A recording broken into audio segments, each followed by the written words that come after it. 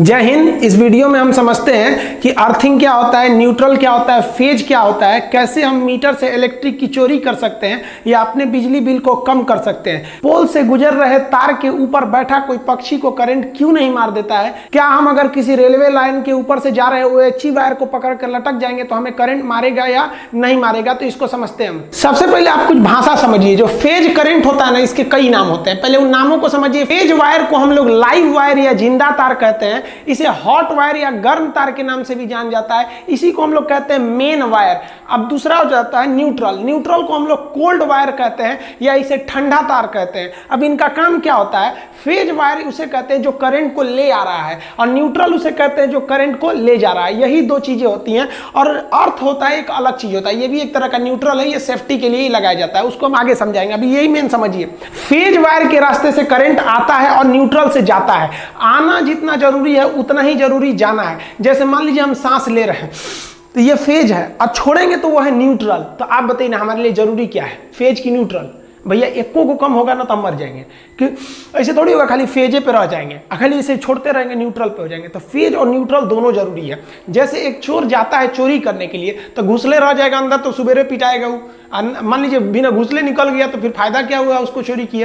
तो चोर जाने का रास्ता वो फेज, और जिधर से कूद के भागेगा वो न्यूट्रल। दोनों जरूरी है, फेज और न्यूट्रल।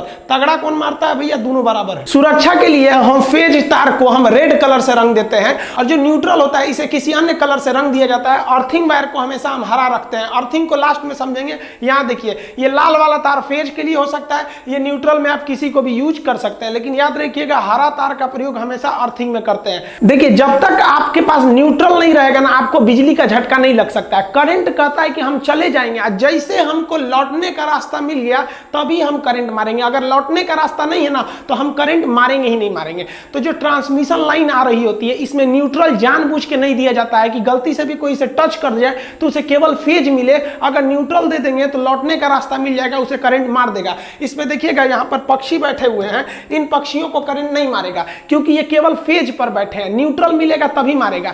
यहाँ इस पक्षी को देखिए, इसमें भी देखेंगे एक फेज है, ये 3 ठो फेज हो गया, और एक हम ब्लैक कलर से कर देते हैं और ये वाला हो जाएगा आपका न्यूट्रल। इस तीनों में से एक जो होता है, 4 में से एक जो होता है वो न्यूट्रल होता है। अब जैसे ये देखिए, ये पक्षी फेज पे बैठा है, ये भी फेज पे, ये भी फेज पे।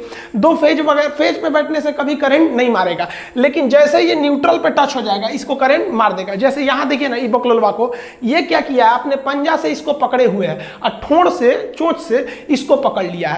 लेकिन मान लिया कि एक ठो ये वाला क्या है, फेज है, और दूसरा ये नीचे वाला न्यूट्रल है। तो यहां से इसके ठोड़ से तो करंट घुस जाएगा, और करंट जैसे पैर के पास आएगा उसको समझ गया कि अरे भैया जाने का रास्ता मिल गया, न्यूट्रल मिल गया, मार इसको, झनाक से उड़ जाएगा।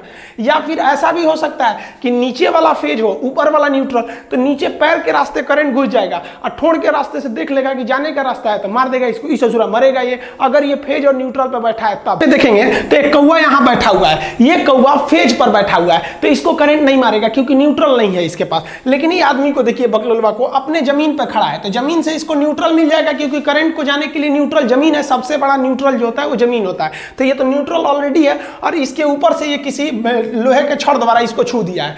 तो ये तो छू के ले आया है किसको, ये तो लेके आ रहा है फेज को। अपने पैर जमीन पे खड़ा है, मिल गया न्यूट्रल, फेज न्यूट्रल मिल गया, मारेगा इसे, चुरा मरेगा ये। देखिए, रेलवे का जो ओवरहेड इक्विपमेंट OHE वायर गया रहता है, अगर आप इस वायर को पकड़ के लटक जाते हैं तो आप तो केवल एक फेज बन गए। मतलब करंट जो है वायर से आपके शरीर में आ गया है, लेकिन आपको झटका नहीं मारेगा क्योंकि झटका मारने के लिए उसको चाहिए न्यूट्रल। आपको न्यूट्रल नहीं है। आप कहेंगे तो ट्रेन कैसे चल जाती है, तो ट्रेन जो होती है ऊपर से लेती है फेज, और उसके रास्ते उसके मोटर में आता है करंट, और चक्का जो होता है उसके इस रेल पटरी पे रहता है, और जगह जगह से रेल पटरी को जमीन से जोड़ा गया रहता है वायर द्वारा, तो पटरी से मिल जाता है न्यूट्रल और ट्रेन चल जाती है।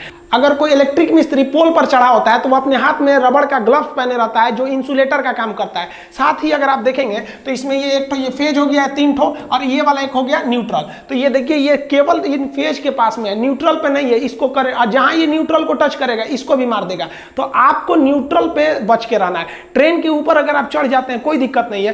ट्रेन के ऊपर चढ़ के अगर OHE को पकड़ लिए तब तो मारेगा ही आपको, क्योंकि ट्रेन जो है वो जमीन से टच में, आपको मिला है न्यूट्रल और ऊपर से ले लिए फेज, आपको उड़ा देगा, उड़ जाएंगे आप तुरंत। लेकिन अगर आप लटक के झुलवा झूल रहे हैं तो कोई दिक्कत नहीं है, आप झुलवा झूलिए, किसी पे इस पे झूलिए, लेकिन याद रखिए झूला झूलते समय ना अगर आप न्यूट्रल पे टच हुए ना तो झुला देगा अच्छा से।